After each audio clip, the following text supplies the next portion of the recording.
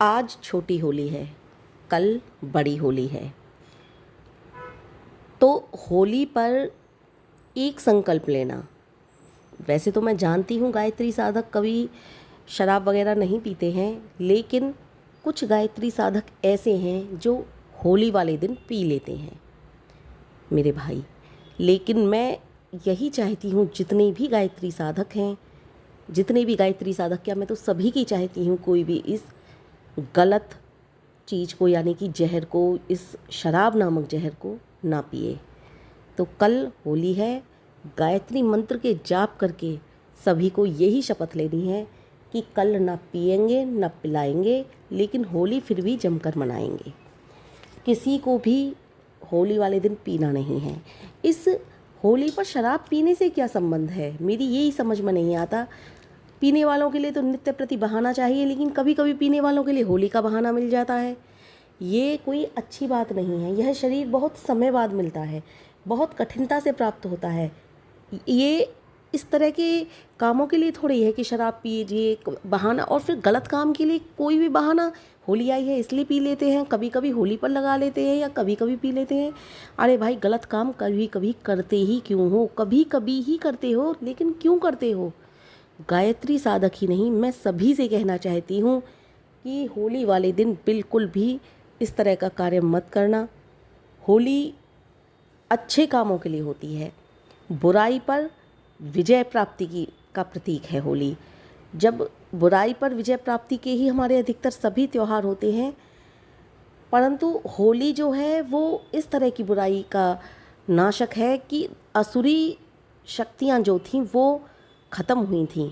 आसुरी शक्ति यानी कि कालिमा शक्ति ख़त्म हुई थी, आसुरी शक्ति ख़त्म हुई थी, कालिमा ख़त्म हुई थी, सारे तरह के रंगों की विजय हुई थी और कालिमा हमेशा के लिए समाप्त हो गई थी उस दिन के लिए। उस दिन क्योंकि प्रहलाद जी जो थे वो नाम नहीं लेते थे अपने पिता का, और पिता कहते थे मेरा ही नाम ले, मैं ही भगवान हूँ, मुझे ही भज, वो नारायण नारायण किया करते थे। तो कालिमा जो थी उनके चारों तरफ मंडरा रही थी। काल उनका बन गया था, उनका पिता। उनके पिता ने कितनी तरीके से उसको मारने का यत्न किया, कितने तरीके से उसको मारने का प्रयत्न किया। तो ये होली का त्यौहार उसी विजय का प्रतीक है कि होली वाले दिन हर तरह की उनके ऊपर से कालिमा हट गई थी, काला रंग पराजित हो चुका था और अन्य रंगों की विजय हुई थी। इसलिए होली पर एक दूसरे को गुलाल भी लगाया जाता है, जो शुभ का प्रतीक माना जाता है। लेकिन गुलाल लगाइए, होली खेलिए, खूब मस्ती कीजिए, लेकिन ये क्या, पीने से क्या मतलब है? पीने का क्या सिस्टम है, मेरी समझ में नहीं आता। पीना ये गलत है, इस तरह से मत कीजिए। ये शरीर जो है ना, ये देवपुरी है, ऋषिपुरी है, ब्रह्मपुरी है।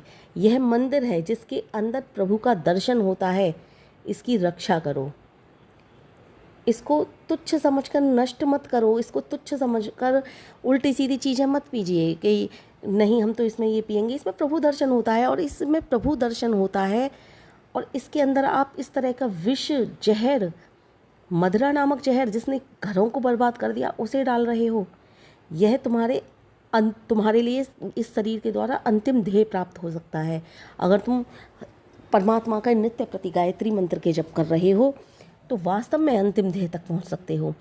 यह इसलिए मिला है कि तुम उस मंदिर में पहुंच सको जहां तुम्हारा असीम कल्याण तुम्हारी प्रतीक्षा कर रहा है। लेकिन लोग इस बात को समझते नहीं। लोगों को तो बस किसी ना किसी तरह से जो असुरी शक्ति में, वो उस दिन असुरी शक्ति की पराजय हुई थी, लेकिन कुछ आसुरी विचार वाले लोग इन बातों को नहीं समझते।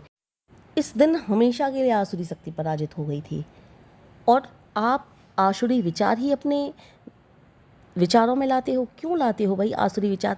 क्या समझते हो शराब पीना कोई देवताओं वाला विचार है? देवता क्या मदिरा पान करते थे?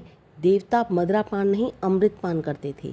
अमृत पान कीजिए। गायत्री मंत्र के, आपके लिए अमृत नहीं है मैं जानती हूँ, गायत्री मंत्र के जो जप है ना, उसके जप का अमृत पान कीजिए, गायत्री मंत्र का जप कीजिए, परमात्मा का नाम लीजिए, इस विष को मत पीजिए, या इस शराब नामक विष को मत पीजिए। आसुरता शराब नामक विष में मत लाइए अपने अंदर, क्योंकि जिनके विचार आसुरी प्रवृत्ति वाले हो जाते हैं वो ही इस मदिरा को नित्य प्रति पीते हैं। वो इस मदिरा के बिना रह ही नहीं सकते। लेकिन अपने आप मनुष्य हो, असुर नहीं। अपने विचारों को आसुरी विचारों से दूर कीजिए। अपने आप को देवता ना बना सको, कम से कम मनुष्य तो रहने दो। हमारे इस शरीर के अंदर एक आत्मा रहता है जो परमपिता परमेश्वर का ही रूप है। और हम कर्म करते हैं ना जब, तो वो कर्म की रस्सी पकड़कर कभी ऊपर उठता है, कभी नीचे गिरता है। गिरे तो इतना गिर जाता है कि पतन की सीमा नहीं रहती, और उठे तो इतना उठ जाए कि ऊंचाइयां भी अभिभूत हो जाएं। ये सब बातें शरीर में होती हैं। आत्मा का पतन तथा उत्थान, इसलिए शरीर, मानव शरीर सर्वश्रेष्ठ है, इसीलिए सर्वश्रेष्ठ है। आत्मा का उत्थान होता है इस शरीर में, इसलिए नहीं कि इसके अंदर आत्मा है। आत्मा सभी जीवों के अंदर है, लेकिन इस शरीर के अंदर आत्मा का उत्थान हो जाता है, यानी कि आत्मा परमात्मा में विलीन हो जाती है। परमात्मा का ही तो रूप है हम। जो लोग आत्मा के अस्तित्व को स्वीकार नहीं करते, वो एक बात बताइए, आत्मा के बिना यह शरीर क्या है? क्या ये शरीर बिना आत्मा के चल जाएगा? नहीं चलेगा, बिल्कुल नहीं चल सकता, क्योंकि कुछ ना कुछ तो ऐसा इस शरीर में होता है जो निकल जाता है, उसके बाद फिर कभी दिखाई नहीं देता। इसीलिए मैं कहती हूँ कि भाई उल्टे सीधे कार्य मत कीजिए, सिर्फ और सिर्फ परमपिता परमेश्वर की तरफ ध्यान दीजिए। परमपिता परमेश्वर ही तुम्हारा उत्थान कर सकते हैं, और उसमें भी परमपिता परमेश्वर का नाम भी लेना है तो वो भी हमें गायत्री जप के द्वारा लेना है, क्योंकि गायत्री जप से बढ़कर परमपिता परमेश्वर का नाम किसी रूप में सबसे बेहतर नहीं है। सबसे बेहतर है तो वो गायत्री मंत्र के जप ही हैं, क्योंकि गायत्री मंत्र के जप के अंदर परमपिता परमेश्वर की प्रत्येक रूप की स्तुति की जा सकती है। इसलिए गायत्री मंत्र सर्वश्रेष्ठ है। परमपिता परमेश्वर का नाम लेकर इस मानव शरीर को ऐसा बना लीजिए कि ये मानव शरीर इसके बाद कभी मिले नहीं, और इस रूप में तुम्हें कभी भूला नहीं जा सके। जब इस शरीर से आत्मा निकल जाता है तो क्या इस शरीर को घर के अंदर रखा जाता है? कोई नहीं रखता इस शरीर को घर के अंदर। जिसको थोड़ा सा भी कष्ट होता था, सारा परिवार चिंतित हो जाता था, जिसका सिर दुखने पर डॉक्टर, वैद्य, हकीम दौड़े चले आते थे, उसके विषय में अब कहते हैं ले जाओ इसे, जल्दी करो, जल्दी करो, जला दो इसे। किसी मनुष्य का, जीवित मनुष्य के लिए अगर इस तरह के शब्दों का प्रयोग किया जाए तो उसे कहते हैं इसने बहुत कोई गलत कार्य किया है। अब आज के ज़माने में तो ये घटनाएं नहीं होती, लेकिन पूर्व काल में अगर कोई बहुत बुरा कार्य कर देता था समाज की दृष्टि में, तो उसको जीवित जला दिया करते थे। क्या जब आत्मा उसके शरीर से निकल गई तो उस शरीर का कुछ मूल्य नहीं रह जाता, इसलिए उस शरीर को अग्नि के हवाले कर देते हैं। किसी मनुष्य का अधिक अपमान उस समय होता है जिसे पितृघातक कहते हैं, पिता को मारने वाला कहते हैं। इससे बड़ी शायद कोई गाली नहीं हो, किंतु पिता के अंदर से जब आत्मा निकल जाता है ना, तो बेटा ही उसे अपने हाथ से अग्नि देता है। दो मन की भारी लक्कड़ उसकी छाती पर रख देता है, सरकंडों से ढाप देता है उसे, तब तो उसे कोई पितृघातक नहीं कहता। क्यों? क्योंकि उसके अंदर से यथार्थ निकल गया। यथार्थ के कारण ही तो यह शरीर सबसे श्रेष्ठ था, वह चला गया, अब इसके अंदर कुछ भी नहीं है। सर्वप्रथम अधिकार पुत्र को ही होता है अपने पिता को या अपनी माँ को अग्नि देने का।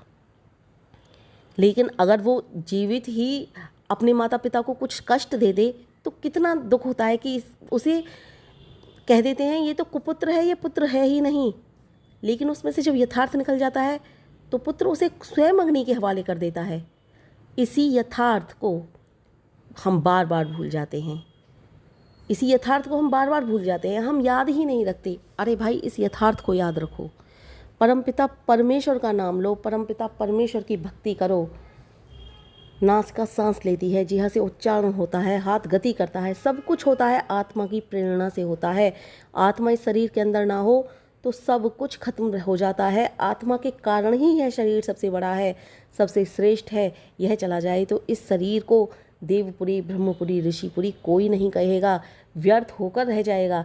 तब हम सोचते हैं किसी न किसी प्रकार से इसे ठिकाने लगा दें। मरने वाला मर जाए तो कुछ देर तक लोग उसके साथ लिपटे रहते हैं, कुछ देर तक रोते रहते हैं, कुछ देर तक शोक करते रहते हैं, और फिर चुप होकर प्रतीक्षा करते हैं कि इस सब को अब कब उठा कर ले जाएंगे। न ले जाएं तो कहते हैं जल्दी करो, दुर्गंध उत्पन्न हो जाएगी।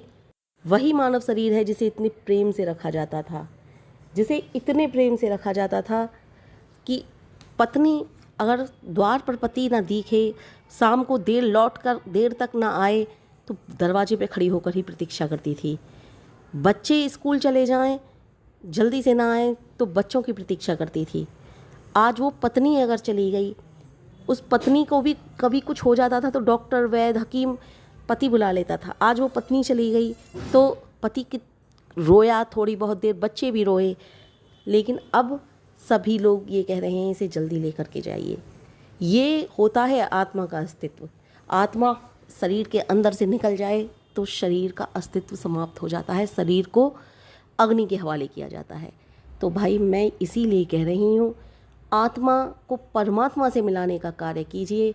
किसी भी आसुरी विचार को अपने अंदर पनपने मत दीजिए। ये आसुरी विचार जब अपने अंदर पनप जाते हैं तो कभी ना कभी तो हम उस कार्य को कर ही लेते हैं जो हम कभी कभी उस कार्य के लिए करते हैं, यानी कि शराब पीने की ही बात कर रही हूँ मैं इस समय। होली है तो होली पर रंग लगाइए जो प्रेम के प्रतीक हैं, जो अच्छाई की विजय के प्रतीक हैं, कि आज कालिका समाप्त हुई है, कालिमा समाप्त हुई है, काला रंग की बुराई ख़त्म हुई थी, काले रंग रूपी बुराई ख़त्म हो चुकी थी, और जो नए रंग जो हैं, अच्छे अच्छे रंग जो हैं, उनकी विजय हुई थी। परमपिता परमेश्वर का नाम भजो, उनका जाप करो, गायत्री मंत्र का जाप करो, सभी की खुशहाली की कामनाएं कीजिए। 1 साल बाद न जाने कौन भाई रहेगा, कौन बहन रहेगी, कौन भाई बहन नहीं रहेंगे, सबकी कामना कीजिए, क्योंकि होली का त्यौहार खुशियों का त्यौहार है। जिससे मन मुटाव भी हो ना, उससे भी जाकर स्वयं बोलने की चेष्टा कीजिए, क्योंकि ये प्रेम का प्रतीक है त्यौहार। ये प्रेम से सबको गले लगाने वाला त्यौहार है। बस नहीं कीजिए इस त्यौहार पर तो यही कार्य मत कीजिए कि हमको कुछ भी उल्टा सीधा कार्य नहीं करना है।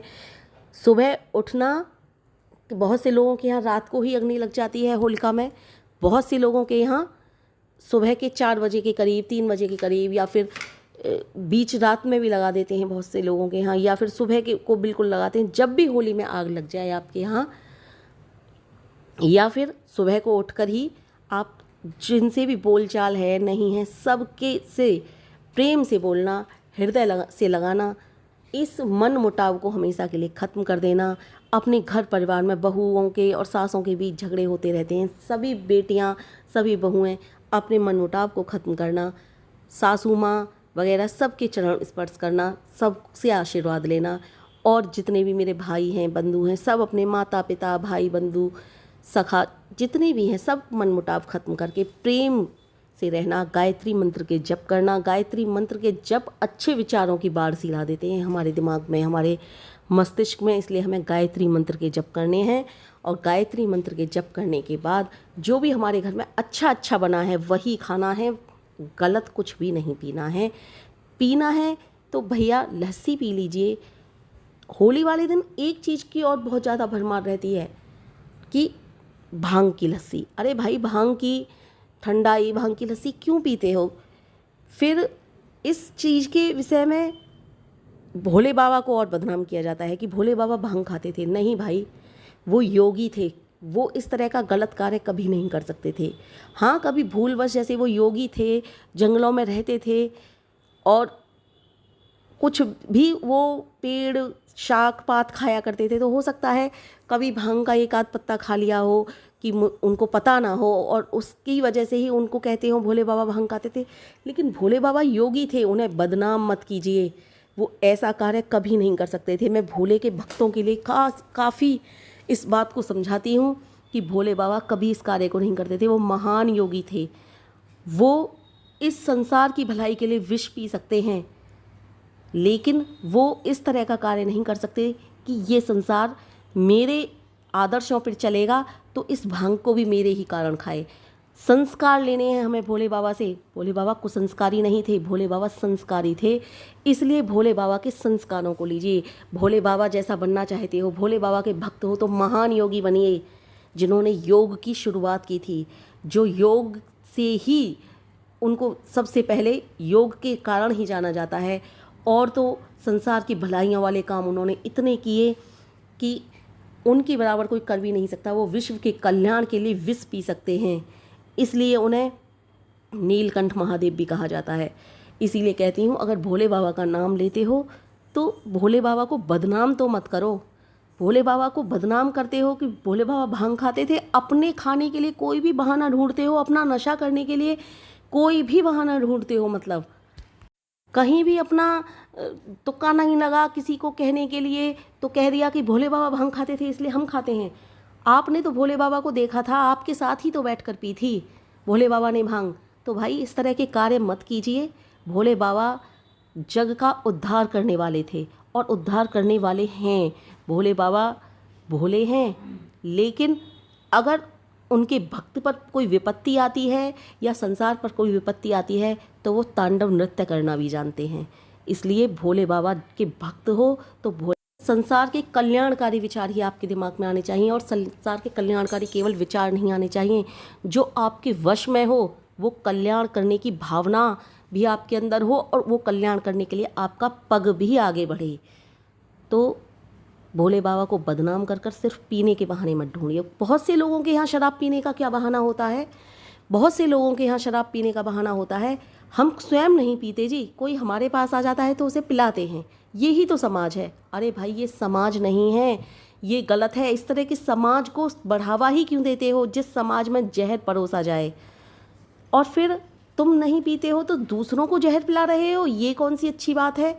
ये मुझे तो बात कहाँ तक ठीक लगती है, मुझे मेरी समझ में तो सही लगती नहीं, ना ही मुझे ये ठीक लगती है। आपके विचारों में क्यों ठीक लगती है ये बात, मुझे तो समझ नहीं आती कि स्वयं उस जहर को नहीं पीते लेकिन औरों को पिलाने के लिए रखते हो। तो कहीं ना कहीं आपके मन में खोट है। आप इस पाप को क्यों बढ़ावा दे रहे हो? जब स्वयं नहीं पीते तो दूसरों को भी मत पिलाइए इस जहर को कि यही समाज है, यही समाज है। तो ऐसे समाज को बढ़ावा नहीं देना चाहिए।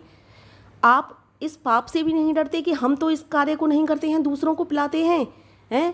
कभी ना कभी तो तुम शायद पीते होगे, इसीलिए तो इस बात को बढ़ावा दे रहे हो। और एक बात बताती हूँ, जो जिसकी ज़िंदगी में जहर घुलता है ना, उसकी ज़िंदगी में भी जहर अवश्य घुलता है। परमात्मा जैसा दान करोगे वैसा फल प्राप्त होगा। आज तुमने जहर का दान कर रहे हो तो क्या आपकी ज़िंदगी में जहर नहीं घोलेगा वो परमात्मा? आपकी ज़िंदगी में भी जहर अवश्य घोलेगा। इसलिए इस जहर को अपने आप से दूर रखो। अपने आप से ही नहीं, दूसरों को भी मत परोसो। गायत्री मंत्र का जाप करो, विचार अच्छे करो, अपने अंदर के महान विचार बनाइए। केवल विचारों को अच्छे विचारों में परिवर्तित ना करके महान विचारों में परिवर्तित कीजिए, आपका कल्याण हो जाएगा। गायत्री मंत्र के जप कीजिए। इस जहर को बढ़ावा मत दो, इस तरह के समाज को बढ़ावा मत दो। मैं बारंबार इसी बात को कह रही हूँ।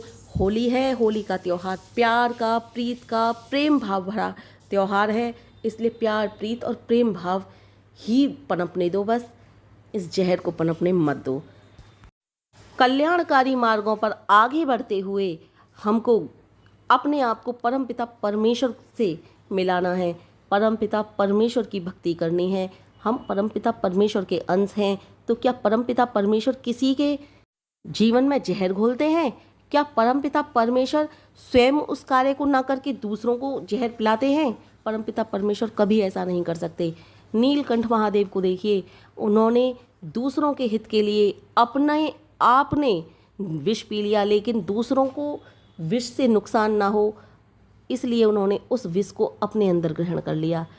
ऐसे बनिए, विश्व का कल्याणकारी बनने वाले बनिए। ऐसा मत सोचिए कि हम तो इस जहर को नहीं पीते, समाज को बढ़ावा देने के लिए औरों को परोस रहे हैं इस जहर को। तो ये गलत बात है। इस गलत बात को दूर ही रखिए, ऐसे समाज को बढ़ावा मत दीजिए। गायत्री मंत्र के जप करिए और अपने आप को महान से भी महानतम बनाने की कोशिश करिए, क्योंकि हम महान नहीं, महानतम पूर्वजों की संतानें हैं। हम ऐसे ऐसे पूर्वजों की संतानें हैं जिन्होंने इस विश्व के कल्याण के लिए अपने आप को सर्वस्व समाप्त कर दिया।